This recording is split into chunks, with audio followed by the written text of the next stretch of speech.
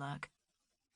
Less than a minute later, the third sign, everything always comes in threes, didn't it, occurred as his car rumbled over the railroad tracks.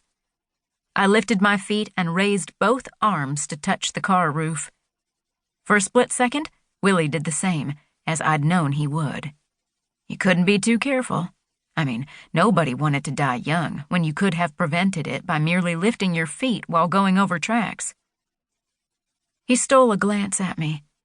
His withered black face held both curiosity and compassion, just as it had in the old days when he'd done the occasional odd job around the house for my dad. "I'm sure Delaney was puttering around the garden, and the time just got away from her," he said. I bet. I hadn't believed him the first time he'd offered up that lame excuse. Delaney had left me stranded at the bus station. If Willie hadn't happened by and seen me sitting on the bench with my luggage, I might have lingered there another 2 hours or more, sending off increasingly agitated texts to my sister, who apparently wasn't carrying her cell phone. My silence must have made him uncomfortable. "And your daddy can't drive no more," he offered. "You'll find everything's changed. That's why I wrote you. Figured you'd want to know." His letter had been brief and to the point. "Your daddy is doing poorly. Might want to pay a visit while you can." I'd debated for days over whether to return. I didn't have many fond memories of a loving father, but duty pressed its relentless grasp on my conscience, overriding my logical objections.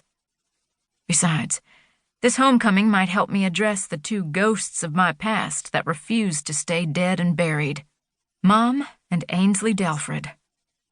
"You did the right thing, Willie. Thanks. How'd you get my address?" "Your sister?" I squeezed the bloodstone clutched in my right palm. My thumb fit neatly into the indentation at the top of the tumbled rock, as if it had been custom-fitted for my touch. The lady at the Green Fairy metaphysical store had promised it warded off negative energy. I needed all the armor I could get.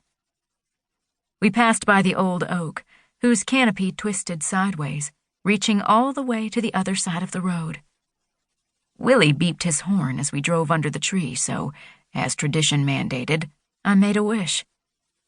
Don't let it be as terrible as I fear. We'd be at the house in minutes. This called for a heftier charm. Trusting the old more than the new, I reached into my jean pockets, tucked in the bloodstone, and replaced it with the glass chip I always carried. When I was 9, the crows had brought me their first gift. This chip of cobalt blue glass that had glittered in the dust like a fairy bauble. Or maybe like a frozen sliver of ice from the sea. So blue it hurt my heart. That azure chip had stood out amid the ash and bone-colored landscape of home. A promise of a magical land where the muddy Alabama River flowed down to the Gulf of Mexico and transformed into a turquoise sea that lapped against sugar-white beaches. My fingers brushed against its smooth, cool surface, and calm flowed through me like a slow-moving stream. "What you got there?" Willie asked, glancing sideways as he maneuvered the car down the bumpy dirt road. I shrugged. "It's like a worry stone," I replied with elaborated casualness. "You ain't got nothing to worry about. I know your folks are—" He stumbled a heartbeat. "Dying to see you." I cringed. He blushed. Yeah, dying wasn't a good word choice, considering my past history. My nervousness returned. I held the chip in the hollow of my palm, wishing I were my 14-year-old self, who could trust that it was a magic talisman to keep me safe.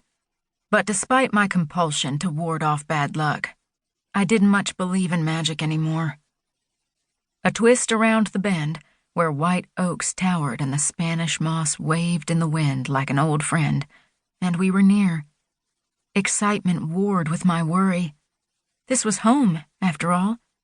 The only one I'd ever known. There.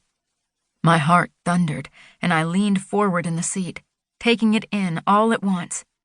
It was as familiar to me as my own face, and had an eternal quality. Generations of the Henderson family had lived. To keep listening to this audiobook, I've left you a link in the description so you can do it, at no cost thanks to Audible's 30-day free trial.